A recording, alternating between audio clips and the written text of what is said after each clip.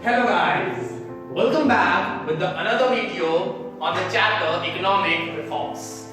जैसे कि मैंने बताया था कि इकोनॉमिक रिफॉर्म्स में गवर्नमेंट ने तीन तरह के इकोनॉमिक पॉलिसी इंट्रोड्यूस करी थी जिसके अंदर तीन एलिमेंट थे, liberalisation, privatisation and globalisation. Privatisation, liberalisation and globalisation, हम लोग लिबरलाइजेशन पहले ही अपनी क्लास में पढ़ चुके हैं। आज का जो टॉपिक है हमारा वो है मेरा प्राइवेटाइजेशन। तो टॉपिक के नाम से क्या समझ में आ रहा है, यहाँ पे बात किस चीज के बारे में हो रही है? प्राइवेटाइजेशन यानी प्राइवेट के बारे में। यानी कि गवर्नमेंट ने जो हमारे लिबरलाइजेशन था उसमें गवर्नमेंट ने फ्रीडम दे दी थी कि आप इंडस्ट्रीज वगैरह लगा सकते हो। अब वो इंडस्ट्री कौन लगाएगा? प्राइवेट सेक्टर ही लगाएगा। तो अब गवर्नमेंट ने प्राइवेटाइजेशन में क्या किया? गवर्नमेंट ने प्राइवेट सेक्टर को और ज्यादा ध्यान देने की कोशिश करी, उनको और ज्यादा ग्रोथ देने की, उन पे और ज्यादा फोकस करने की कोशिश करी ताकि हमारी जो इंडस्ट्रीज है वो और तेजी से थोड़ी सी ग्रोथ कर पाए या हमारी कंट्री को एक बिग पुश मिले, एक अच्छा स्टार्ट। सबसे पहले कि मेरी प्राइवेटाइजेशन का डिफाइन क्या कहता है? It is a process of involving the private sector. सबसे इंपॉर्टेंट चीज यहाँ पे क्या है? Involving the private sector in the ownership of the state owned enterprises. यानी कि प्राइवेटाइजेशन में गवर्नमेंट ने क्या किया कि उन्होंने प्राइवेट पर्सन की भी हिस्सेदारी तय कर दी हमारी किसी भी स्टेट ओन इंटरप्राइजेस में।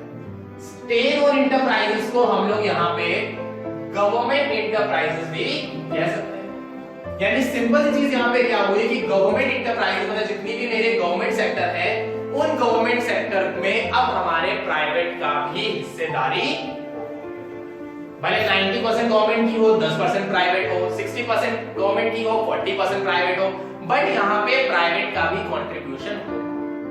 तो इसके लिए गवर्नमेंट ने क्या किया? गवर्नमेंट ने प्राइवेटाइजेशन पॉलिसी लेके आया जिसमें उन्होंने प्राइवेट सेक्टर का भी कंट्रीब्यूशन पब्लिक सेक्टर में किया।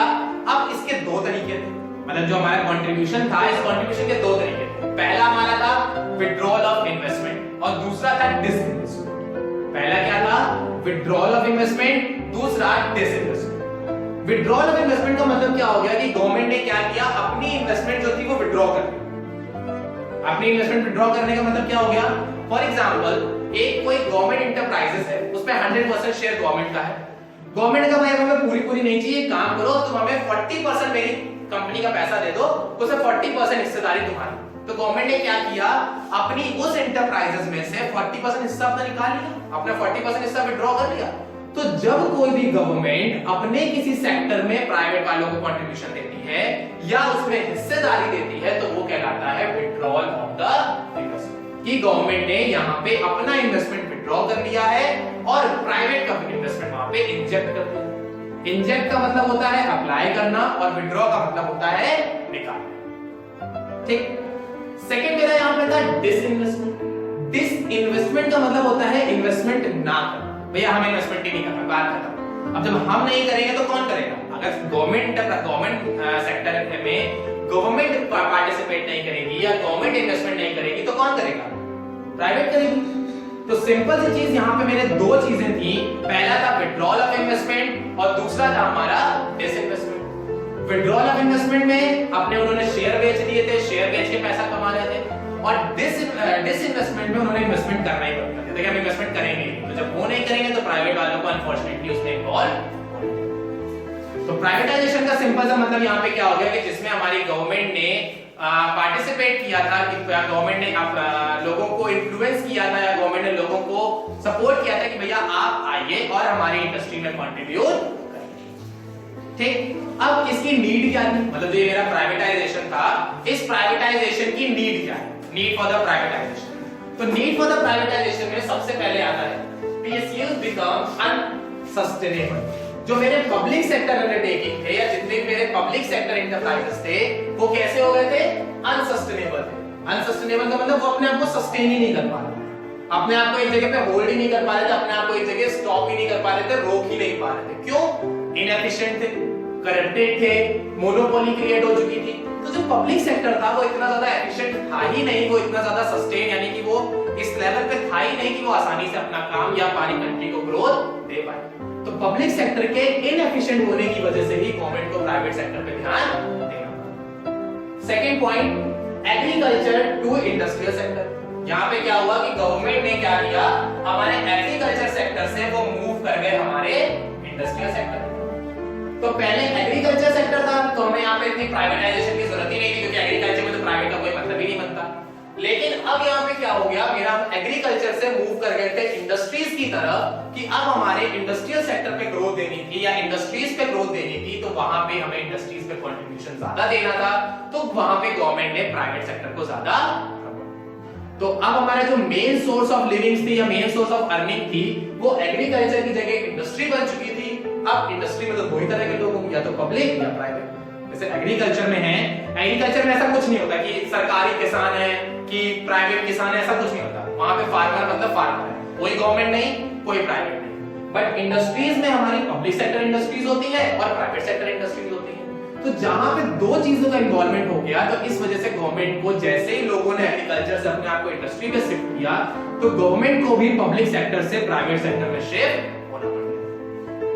Third, inefficient performance. जितने भी मेरे पब्लिक सेक्टर अंडरटेकिंग्स थी या जितने भी मेरे पब्लिक सर्वेंट थे, उनकी जो परफॉर्मेंस थी वो इनएफिशिएंट थी। इनएफिशिएंट का मतलब क्या हो गया, वो अपना काम अच्छे से नहीं कर रहे थे, ग्रोथ नहीं दे रहे थे, प्रॉफिट नहीं जनरेट कर रहे थे, ठीक है, वो किसी भी तरह से वर्क में कंट्रीब्यूट नहीं करते थे, इकोनॉमी में कंट्रीब्यूट नहीं करते थे, जिसकी वजह से हमारी इकोनॉमी जो थी वो डे बाय डे और ज्यादा पीछे आती चली जाती थी। इस वजह से गवर्नमेंट को यहाँ पे प्राइवेटाइजेशन लाना पड़ा, क्योंकि प्राइवेट सेक्टर जो है वो प्रॉफिट के लिए काम करेगा, प्रॉफिट होगी तो इनकम होगी, इनकम होगी तो इन्वेस्टमेंट होगी, इन्वेस्टमेंट होगी तो ग्रोथ होगी, और ग्रोथ होगी तो इकोनॉमी डेवलप होगी। तो सिंपल चीज यहाँ पे क्या हो गई, पब्लिक सेक्टर की इनएफिशिएंट परफॉर्मेंस की वजह से यहाँ पे प्राइवेट को ग्रोथ देनी पड़ी या प्राइवेट पे फोकस किया गया, जिसकी वजह से हमारा प्राइवेट सेक्टर जो है वो तेजी से बढ़ गया।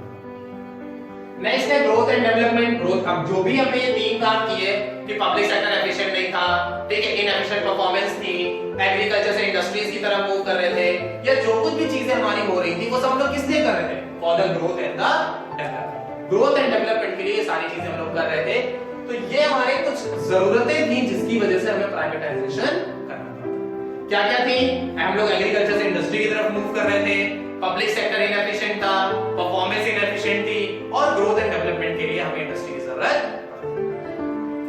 अब प्राइवेटाइजेशन तो हमने कर दिया, जरूरत भी समझ में आ गई, लेकिन उस प्राइवेटाइजेशन से हमें कुछ फायदे भी हुए और कुछ नुकसान भी हुए। क्योंकि ऐसा जरूरी नहीं कि अगर पूरा पूरा प्राइवेट कर देंगे या पूरे पूरे प्राइवेट को हैंड ओवर कर देंगे उससे फायदा ही होगा ना।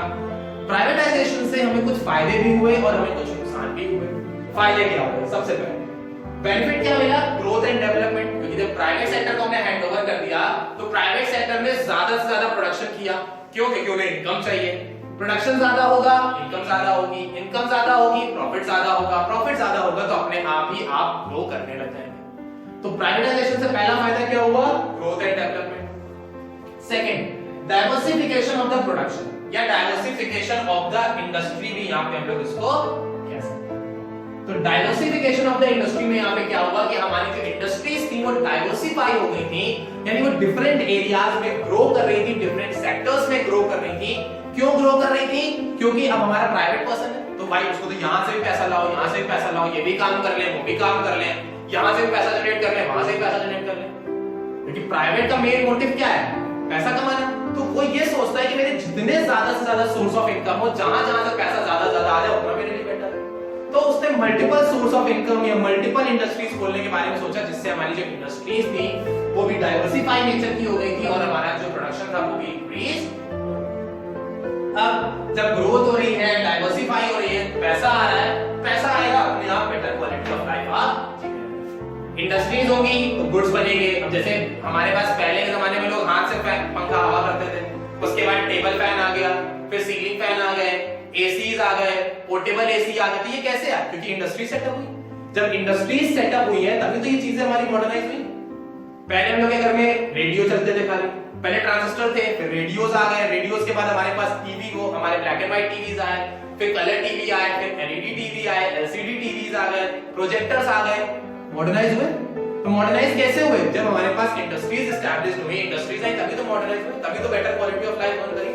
तो प्राइवेटाइजेशन आने से हमारी इंडस्ट्रीज भी मॉडर्न हो गई, टेक्नोलॉजीज भी अपग्रेड हो गई, एज वेल एज हमारी जो क्वालिटी ऑफ लाइफ थी वो भी इंप्रूव हो गई थी, क्योंकि हमारे पास बहुत सारी ऐसी चीजें आ गई थी जो हमारी लाइफस्टाइल को इजी कर। लेकिन फायदे तो हुए, लेकिन कुछ नुकसान भी हुए उससे। प्राइवेटाइजेशन से पहला नुकसान हमारा क्या हुआ, ignore the social welfare. Private person ने पूरी तरह से सोशल वेलफेयर इग्नोर करे तो उनको भलाई से कोई मतलब ही नहीं। उनका सीधा सा हमें पैसा चाहिए, बात खत्म।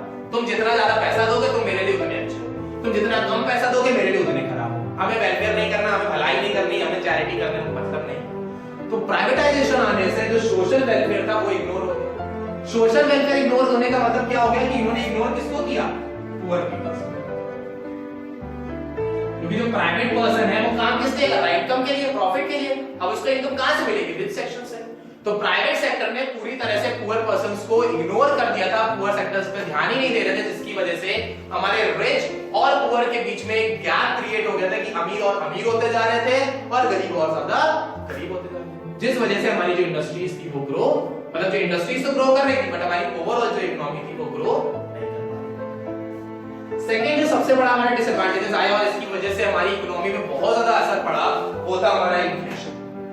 इन्फ्लेशन क्यों, प्राइवेट पर्सन है, प्रॉफिट के लिए काम कर रहा है। प्रॉफिट कब कमा पाओगे, जब प्राइसेस हाई होंगे। प्राइसेस हाई होंगे, इन्फ्लेशन अपने आप आएगा। पहले के टाइम में पेट्रोल वगैरह लेने जाते थे 20 रुपए 30 रुपए 35 रुपए लीटर तक मिल जाता था। आज के टाइम पे 80 रुपीस लीटर, मतलब जस्ट 2.5 टाइम्स इंक्रीज हो गया। कैसे इंक्रीज हो गया, क्योंकि प्राइवेट सेक्टर का इन्वॉल्वमेंट हो गया। जब तक सिर्फ गवर्नमेंट सेक्टर थी तब तक कोई दिक्कत नहीं थी, जैसे ही प्राइवेट सेक्टर आया, एसआर आ गया, आपका रिलायंस पेट्रोलियम आ गया, जैसे ही प्राइवेट सेक्टर का इन्वॉल्वमेंट हुआ उन्होंने लोगों को क्वालिटी का झांसा देके, क्वालिटी के बारे में फंसा के, क्वालिटी इंप्रूव करके या अच्छी क्वालिटीज लोगों को दिखा के प्राइसेस इंक्रीज किए। जैसे ही प्राइवेट पर्सन ने हमारे प्राइसेस इंक्रीज किए वैसे ही मार्केट में इन्फ्लेशन जो है वो आने लगा। तो सिंपल चीज यहाँ क्या हुई कि प्राइवेटाइजेशन आने से हमारे क्या हुआ, पहली चीज तो जो सोशल वेलफेयर था वो इग्नोर हो गया, दूसरी चीज हमारी मार्केट में इन्फ्लेशन। अब प्राइवेटाइजेशन जब हुआ तो उस प्राइवेटाइजेशन में जो मेरी गवर्नमेंट इंडस्ट्रीज थी उन गवर्नमेंट इंडस्ट्रीज को हमने कुछ कैटेगरीज में डिवाइड कर दिया। जितनी मेरी इंडस्ट्रीज थी कुछ कैटेगरीज में डिवाइड कर दिया। कैटेगरीज क्या थी, नवरत्न, महारत्न और मिनी रत्न। तीन तरह के हमारे रत्न थे। इनको रत्न इसलिए बोला जाता था क्योंकि रत्न क्या होता है, एक लग्जरियस आइटम होते हैं, बेटर क्वालिटी ऑफ लाइफ के लिए होते हैं और एक स्टैंडर्ड ऑफ लिविंग शो करते हैं। तो इंडस्ट्रीज भी मेरे लिए सेम उसी तरह का ही काम करती थी। वो हमारी इकोनॉमी के लिए एक रत्न थी, क्योंकि जितनी ज्यादा इंडस्ट्रीज होंगी इकोनॉमी उतनी अच्छी होगी, जितनी कम इंडस्ट्रीज होंगी इकोनॉमी उतनी बुरी होती चली जाएगी। तो यहाँ पे क्या हुआ था कि हमने इंडस्ट्रीज को तीन कैटेगरी में डिवाइड किया, नवरत्न, महारत्न और मिनी रत्न। नवरत्न में हमारी 9 इंडस्ट्रीज आती थी, महारत्न में हमारी 13 इंडस्ट्रीज आती थी और मिनी रत्न में हमारी 75 इंडस्ट्रीज आती थी। नवरत्न में 9, महारत्न में 13 और मिनी रत्न में 75 यानी कि 75। यहाँ पे मैंने नाम मेंशन किए हुए हैं, तो वीडियो पॉज करके एक बार सारे नाम ये नोट कर लीजिए, क्योंकि नाम आपसे कई बार पूछे जाते हैं, एक मार्क्स में, 2 मार्क्स में कई बार पूछ लिए जाते हैं कि नवरत्न में कौन सी इंडस्ट्रीज है, महारत्न में कौन सी इंडस्ट्रीज है और मिनी रत्न में कौन सी इंडस्ट्रीज है। सबसे इजी तरीका जो याद करने का इसका है, मिनी रत्न में इंडस्ट्रीज नहीं याद की जाती, सिर्फ उनके नंबर ऑफ इंडस्ट्रीज याद किए जाते हैं। तो मिनी रत्न में सिंपल याद कर दो, there are 75 industries in the economy, बात खत्म। महारत्न और मिनी रत्न, महारत्न और नवरत्न में 9 इंडस्ट्रीज दोनों में कॉमन है, यानी जो नवरत्न की 9 इंडस्ट्रीज हैं वही मेरी महारत्न की 9 इंडस्ट्रीज हैं। तो 9 तो ये ऐसे याद हो गई, आईओसी, ठीक है, Coal India Limited, Bharat Petroleum, BPCL, BHEL, GAIL, SAIL, NTPC, HPCL और बीएसएनएल। ये 9 इंडस्ट्रीज मेरी नवरत्न में भी हैं और महारत्न में भी आती हैं। कुछ 4 इंडस्ट्रीज हमारी ऐसी हैं जो महारत्न में आती हैं, वो हमारे सेक्टर जैसे पेट्रोलियम की हो गई, गैस की हो गई, ठीक है, डिफेंस इक्विपमेंट्स की हो गई, तो ये हमारे और ज्यादा रेवेन्यू क्रिएट करती हैं, तो इनको हमने महारत्न में रखा। तो ये था हमारा प्राइवेटाइजेशन, जिसमें हमने डिस्कस किया प्राइवेटाइजेशन क्या होता है, प्राइवेटाइजेशन की नीड क्या है, मेरिट्स क्या हुए, डीमेरिट्स क्या हुए और हमें अपने गवर्नमेंट सेक्टर को, इंडस्ट्रीज को कौन से पार्ट में डिवाइड किया। तो आई होप सबको सारी चीजें समझ में आ गई होंगी। अगर कोई डाउट, कोई सजेशन, कोई क्वेरी तो आप कमेंट सेक्शन में ड्रॉप कर सकते हैं।